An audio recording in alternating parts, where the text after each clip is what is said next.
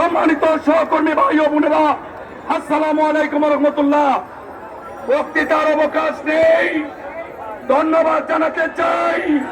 15 তারিখ আমাদের পূর্ব নির্ধারিত এই শোভাযাত্রাটি ছিল শতভাগ প্রস্তুতির পরেও দুর্যোগপূর্ণ আবহাওয়ার কারণে আজকের সভাটি 17 তারিখে নির্ধারিত হয়। আমরা অত্যন্ত দুশ্চিন্তায় ছিলাম।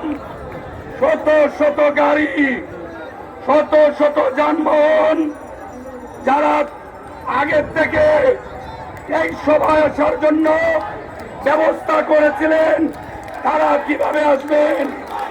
আল্লাহ অশেষ মেহেরবানিতে সকল বাধা অতিক্রম করে আজকের এই সভা ঐতিহাসিক আলিয়া মাদ্রাসার মাঠ কানায় কানায় পূর্ণ করে প্রমাণ হয়েছে বিএনপির সভা কোন পূর্ব ঘোষণার প্রয়োজন হয় না। খালেদা জিয়া, তারেক রহমান ডাকলে সভা হয়।